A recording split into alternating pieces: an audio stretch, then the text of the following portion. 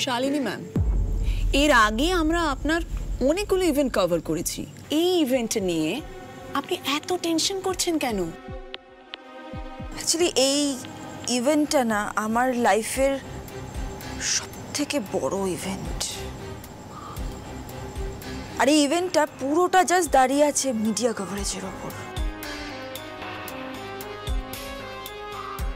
সন্ধেবেলার মধ্যে যেন সবাই ওই দিঘি পাড়ে যে কালীতলা আছে সেখানে প্রেজেন্ট থাকে, ওকে? আর সবাই যেন আড়ালে থাকে, বাইরে যেন কেউ না আসে। হ্যাঁ, ওকে ম্যাম, আমি সম্পূর্ণ বিষয়টা বুঝে গেছি।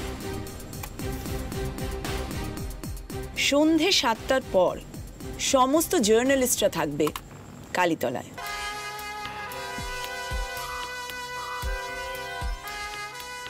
এসব কি মতলব বাড়ছে শাকচুন্নি? কিছুই তো বুঝতে পারছি না। এটা কি ম্যাডামের নিজের কিছু, নাকি স্যার কেউ টানছে এর মধ্যে?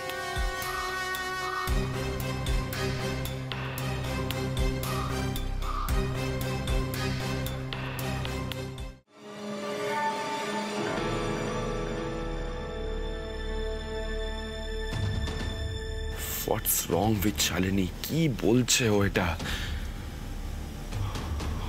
ও যেটা চাইছে সেটা কোনোভাবেই হবার নয়। কি করে বোঝাবো আমি এখন ওকে?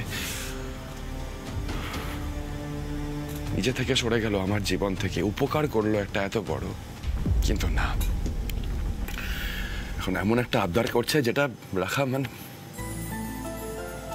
সবকিছু ফুলকির কানে যদি যায় কোনোভাবে, তাহলে তো আর রক্ষাই নেই। কি যে করবো আমি, ভালো লাগে না। সেই আমাকেই বোঝাতে হবে শালিনীকে, এই করে যাবো সারা জীবন। তমাল পিয়াল কোথায়? আসেনি এখনো?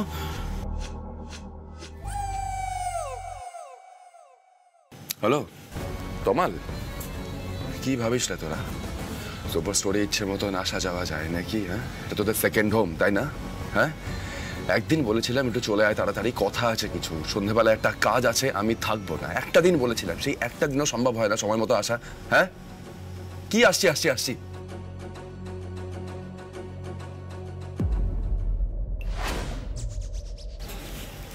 কি হয়েছে? উঁকি দিচ্ছে কোনো দাঁড়িয়ে দাঁড়িয়ে? কি বলতে চাও? ভেতরে এসে বলা যায় না এরকম উইয়ার্ড বিহেভ করো কেন সবসময়? তোমার পিয়াল কোথায়? আসছে আসছে স্যার।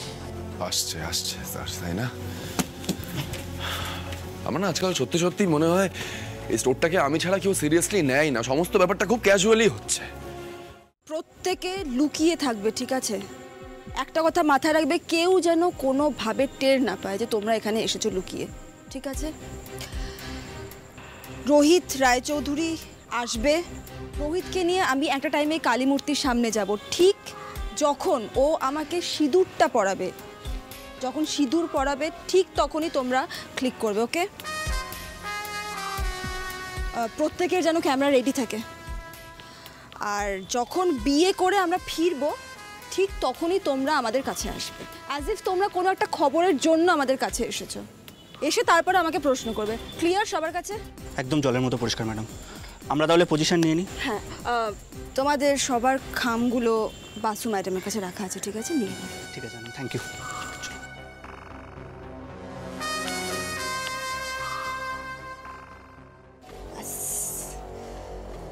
এবার আর কিছুক্ষণের অপেক্ষা।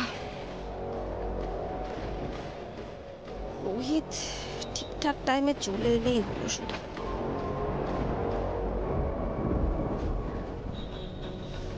ফুলকি দাস,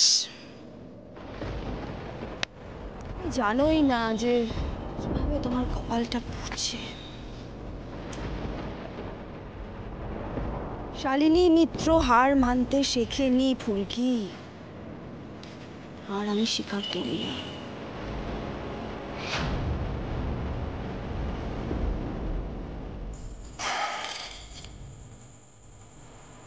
শালিনী ওকে সিঁদুর পরানোর যে আবদারটা করছে সেটা রাখা কোনো মতেই আমার পক্ষে সম্ভব নয়। ওকে বোঝানো কঠিন হবে জানি, তবু ওকে বুঝতেই হবে।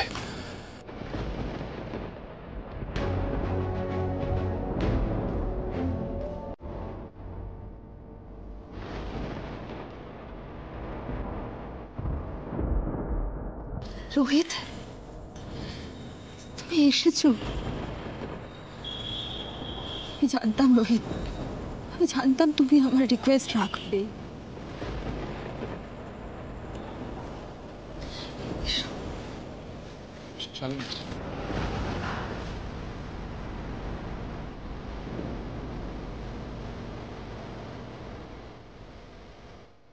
এখন শালিনী মিত্রর হাতটা ছাড়িয়ে নিচ্ছ, বাট সারা জীবনের জন্য এই হাতটাই ধরে থাকতে হবে তোমাকে। তখন আমি তোমাকে জাস্ট ইশারায় নাচাবো, সব কিছুর বদলা নেব আমি। দেখো, রাগ হলো হাতটা ছাড়িয়ে দিলাম বলে? না, রাগ কেন হবে? তো নিজেই নিজের ইচ্ছে আজকের পর অনেকটা দূরে চলে যাচ্ছি তোমার থেকে। রাগ কিসের? তুমি যে এসেছো, আমার কথা রেখেছো, এটাই অনেক রোহিত, অনেক। চলো আমরা যাই মন্দিরে। এসো। শালিনী 1 মিনিট দাঁড়াবে? দেখো, তুমি চাইছো আমি জাস্ট তোমাকে সিঁদুরটা পরিয়ে দেবো আর তুমি বরাবরের মতো এখান থেকে চলে যাবে, কিন্তু শালিনী এটা এতটাও সিম্পল নয়। প্লিজ বোঝার চেষ্টা করো।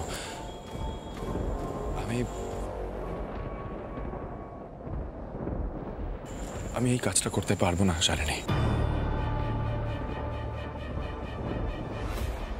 কেন রোহিত? তোমাকে তো এই সম্পর্কটার কোনো দায়িত্ব নিতে হচ্ছে না।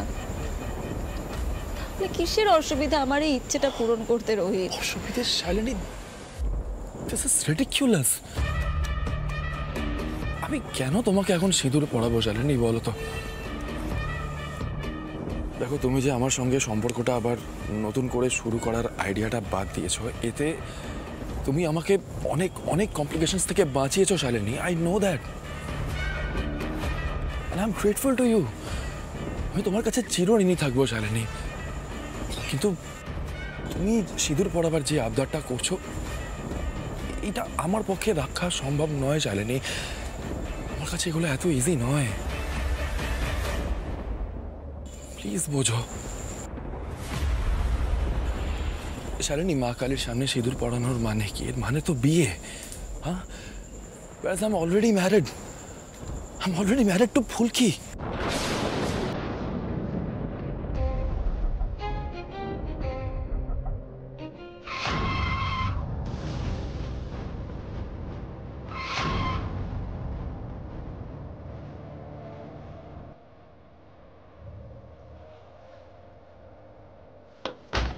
কাকুমণি, কি হলো গো? বুঝতে পারছি না, কোনো একটা প্রবলেম হয়েছে মনে হচ্ছে। দেখছি দাদা। আমাদের তো দেরি হয়ে যাচ্ছে। ফুলকি, তুমি একটু শান্ত হও, দয়া করে একটু শান্ত হও। বাবা তো দেখছে বিষয়টা, তুমি একটু ধৈর্য ধরো প্লিজ।